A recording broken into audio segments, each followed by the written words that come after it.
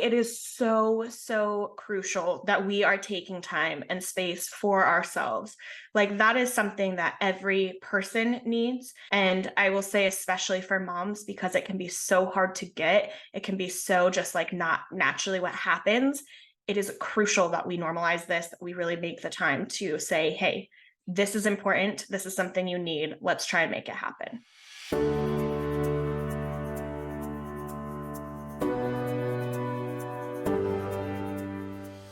Welcome to the Worthy Mother podcast, where we discuss all things identity, self-compassion, and fulfillment within and beyond motherhood. I'm Emily Rose Hardy, a mindset and self-love coach for moms. I am a firm believer that to be able to take care of our children, we must take care of ourselves first. This is not a parenting podcast. No, this is a podcast where we will challenge the societal expectations of what it means to be a mom, demystify the perfect mom myth, and learn to love ourselves. You are worthy, mama. Let's do this. Hey, welcome back to the Worthy Mother podcast. I am so happy that you are here today. It is a solo episode, and I have a really kind of important conversation in store for you today. And we're going to be talking about why moms need to take time for themselves. This is something that I have always been really passionate about. Honestly, it's this kind of concept that really skyrocketed me launching headfirst into the work of motherhood support and, eventually starting this podcast. Because in my own experience, when I had my second son, it was that need for time to myself, that need for space that really caused a lot of turmoil in my life and kind of set me on this journey of really working on my mental health and really working to kind of discover who I was and what I wanted. And, that led me here to this place of supporting mothers. And so I'm going to share a little bit about my own story, particularly in that time of becoming a mom of two, which was 2.5 years ago, wild to think about, and then get into just some conversation about why it is so crucial that we are taking time and space for ourselves. Like, that is something that every person needs. And I will say, especially for moms, because it can be so hard to get, it can be so just like not naturally what happens. It is crucial that we normalize this, that we really make the time to say, hey, this is important. This is something you need. Let's try and make it happen, right? So I'm just going to share a little bit about my story and really this understanding of I need space. When my second son was born, again, 2.5 years ago, it was a really amazing time in a lot of ways. I had a much easier recovery with my second son physically than I did with my first son. And so I was feeling really good.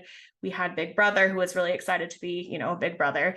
And it's just things were working out. Things were feeling really good in that sense. But I also was struggling a lot with my mental health as someone who has dealt with anxiety. And I've talked about this before. I dealt with anxiety my whole life, basically. And then when I had my first son, it definitely ramped up. When I had my second son, it came to a head where it was like, I have to deal with this. So there were things that I was definitely dealing with, right? And on top of that, I was dealing with this feeling of feeling completely suffocated in a way. I was completely touched out, which I didn't even know what that meant at the time, but just like constantly being touched by my newborn, which, I loved all the snuggles and all the cuddles, but constantly having him on me, and then having a toddler who, would play sitting at my feet, like literally sitting on my feet, and just constantly being touched. It was completely overwhelming, completely suffocating. And I constantly found I was trying to find some sort of balance between giving my toddler the attention that he needed and giving my newborn baby everything that he needed, right? Which is a lot. Showers were really the only moments in the week that I had to myself. And, that's when the 2.5-year-old didn't hop in the shower with me. And for at least 2 months following the birth of my second son, I was never alone inside my house. Never alone, right? Maybe my husband would take my toddler out to go do something and the baby would be napping. So I kind of felt alone, but the baby was still there. I was still there listening to whether the baby started crying. And I never had time to exist as me alone in my home. So around that time, my husband and I started couples counseling. We did couples counseling for a little bit, and I was pretty miserable. And My husband, I think he felt kind of helpless with it all, right? I knew that I had needs that weren't being met. And when he'd ask, like even in the sessions, he'd be like, but I don't know what you need. What do you need? I literally had no idea how to even respond, right? Like I was so confused and overwhelmed, and I had momentarily like lost myself almost in this exhaustion and just like all consumingness of motherhood. And so after a few sessions of therapy though, I started to kind of come to where I was able to verbalize what I needed from my husband, what I needed from the people around me. And I remember just saying the words, I need space. I didn't mean that I needed isolation. I didn't need to be ignored. I didn't need, to be completely alone in my experiences or anything like that. But I needed to be given time to exist as a person outside of my role of wife and mother. And I needed to be given distance from this constant physical touch that I was experiencing from my newborn and toddler. Like I legitimately needed space. And really, I wanted time to exist in my own home where I was comfortable, alone, completely free of these responsibilities in the moment, right? Not that I needed, a whole day by myself at home, but like just something. We all have needs. Every single one of us as humans. We know this, right? We can think back to Maslow's hierarchy that we may have learned in school. We have our basic needs, right? That's the food, shelter, water. Like we have to have those to literally survive. If those needs aren't being met, we can't really focus on getting other needs met. It's just not how it is. You have to be feeding your body, you have to be getting water, and you have to be safe. In our modern world, that would look like you need shelter because if it's extremely hot outside or if it's, raining, that could be detrimental to your health and you could possibly not survive that. So really those safety needs and the needs to nourish our bodies are absolutely needs. We cannot survive without those. So when those needs aren't being met, we can't function as humans. We can't really exist. And I always think of the saying, you can't pour from an empty cup. This phrase makes so much sense when it comes to motherhood, right? If you are not taken care of, if your needs are not being met, if you're not nourishing your body, you're not sleeping enough, you're not drinking enough water because you're so overwhelmed with everything else going on, you can't possibly pour into your children to fill their needs. And that's one reason it's so important for moms to be able to take care of themselves on that level of basic needs, right? But as humans, if those basic needs are being met, which typically we are able to somewhat meet them to be able to survive, right? In most situations, we have access to clean water, we have access to food, we have access to shelter. And so, speaking on those situations, when all of those things are available to us, we can get those needs met. And there are other needs that we have as humans. Again, thinking back to Maslow's hierarchy, there are needs to belong, there are needs to feel connected to others, for love, for all kinds of things. And then it goes up into like these personal needs that get into like transcending self and things like that. So not to get too far into that, but just knowing that there are needs beyond those basic needs. Sometimes when we talk about needs, we get stuck thinking about the basic needs, and that's not really where it ends. Those are foundational to be able to get the rest of your needs met, but it's not all the needs we have as humans. It's not like, well, I'm eating, I'm getting enough water to drink, I'm hydrating, taking care of my hygiene, I'm getting a few showers a week, I have a roof over my head, cool, I'm good to go as a human. No, we have other needs. And so for mothers, it can feel incredibly suffocating. It's, yes, a beautiful time. We can be grateful, right? Like all those things, but no matter what, your little ones have needs, and you as their mother, as a parent, have to work to fulfill those needs. And so you may deal with negative emotions due to your own needs not being met because you're focused so much on making sure their needs are met.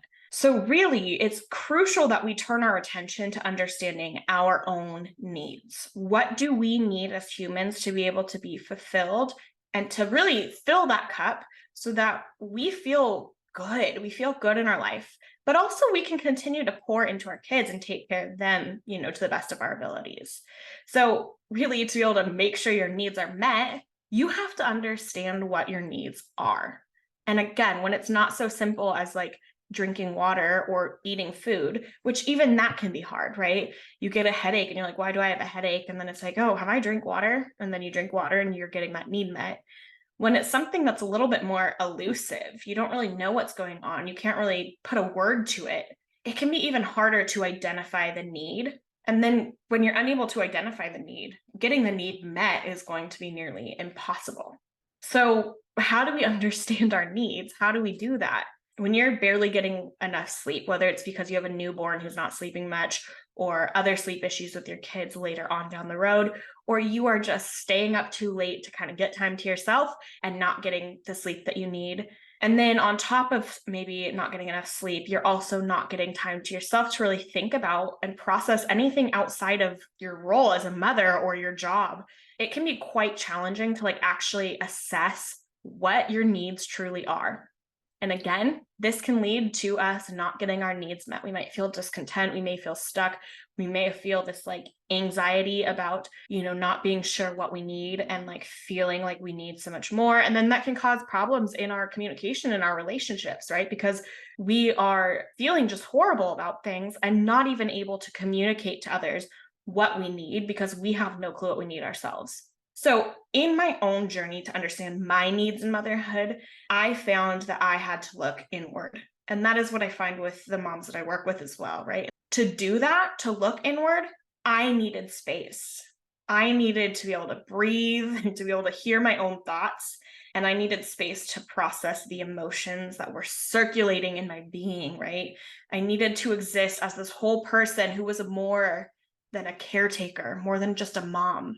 And it was only when I asked for time alone in my own home and when I got that time that I began to feel like myself again. I remember during this period, I was looking at some local artists and came across someone who made stickers. And there was this sticker that had an image of a woman sitting in an hourglass, and she was sitting crouched over, head in her hands, resting on her knees. And the sticker was titled, "I Need Space." And when I saw that sticker, I had this flood of emotions. Like, that's what I need right now. That is the thing that I need right now to be able to figure out everything else in my life that I need. It really was so powerful when I got that for myself. Not because immediately all my other needs were met, but because it finally opened the door for me to say, what do I need? And for me to actually get to the bottom of that and learn to figure that out for myself so that I could work towards getting my own needs met, so that I could work towards asking others to support me in that. So I want to talk a little bit now for like all of us. How do we know when we need this space? How do we know when we are kind of disconnected from ourselves? I will say that there's often signs that your needs are not being met that are pretty clear, but they may not like scream to you like, oh, this is an unmet need. So for me, a lot of that is like irritability. When my needs are not being met, I get really irritable and really angry and can be super snappy at everybody, my husband, my kids, my family, anyone, right? And so that is like a sign for me, like, hey, I'm not getting what I need, whether that's space or sleep or whatever it is. That irritability stands as a huge piece of that.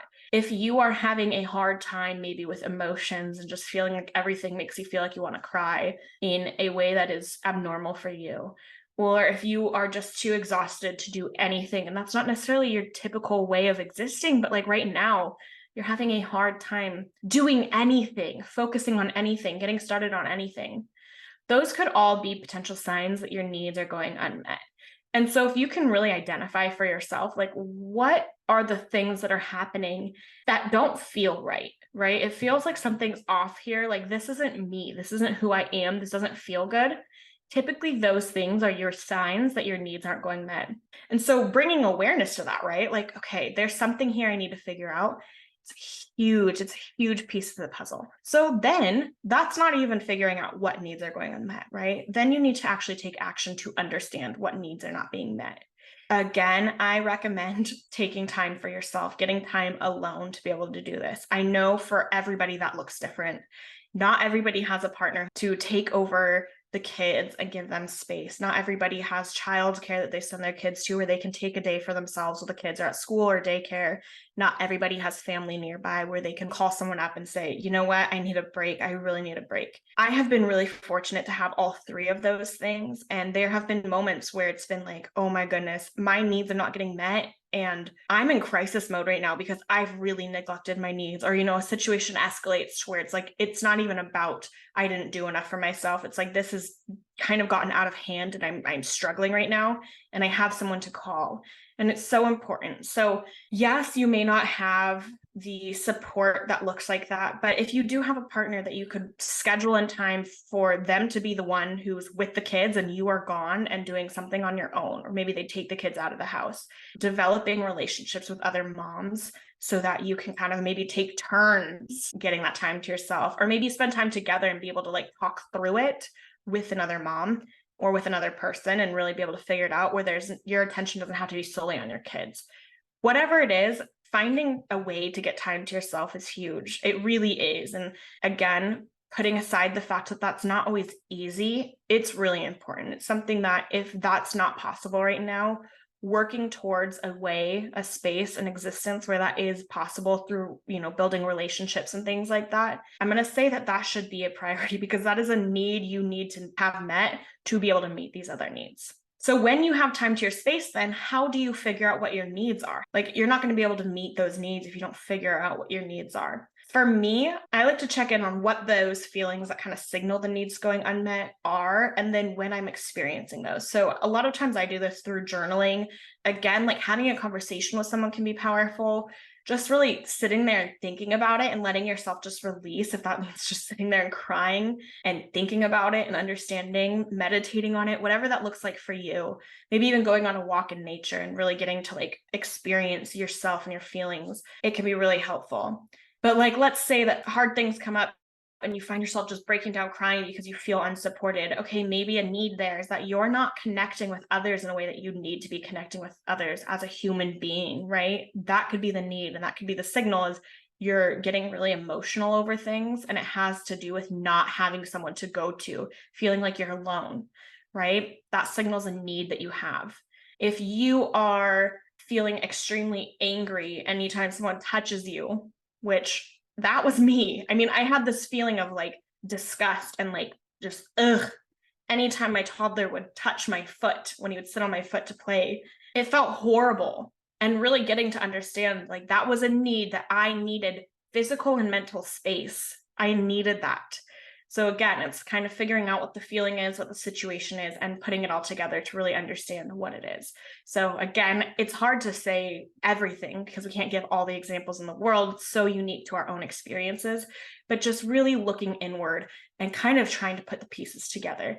This is something that coaches can help with. This is something I help my clients with, really understanding like what are those needs you need to work on. So it's not something you have to do alone, but getting that space to kind of focus on you can be huge in figuring out what your needs are. And now the next really important piece is that you communicate your needs. We have to have support. That whole thing about it takes a village to raise a child, it's true. And not just because a child needs all that love and care, but because we as parents need support. We are not made to do this alone. You think about so many cultures around the world and so many ancient cultures and so many just like cultures outside of these individualistic societies that many of us live in today. They are built on supporting one another and raising families together and living in one home and just doing things as a unit, right? A family unit, supporting friends, things like that. We have to be able to communicate our needs to others. And it's not to say that the responsibility to get those needs met lies on others, but it is to say that we need support to be able to get our needs met, even if we are the ones who are going to then take the action to meet those needs. It's really, really important that those needs are communicated outward, right? And really, I'm just going to reiterate it. Taking time for yourself in all of this is huge. Giving yourself time and space to check in with yourself, to really connect with yourself, it makes a big difference. And I can't recommend or just advise you enough to make that time and space a priority for yourself. There is so much more I could say about needs and self-care, and I will, right? We come back every week. We will continue to have these conversations, but we're going to leave it at that today. And I just want to thank you for tuning in, again, for taking this time for yourself. This is huge to be here and to be focused on you. It's such a gift. And so thank you for being here. I hope that you can spend a moment just showing yourself some gratitude for that. And you are worthy, Mama.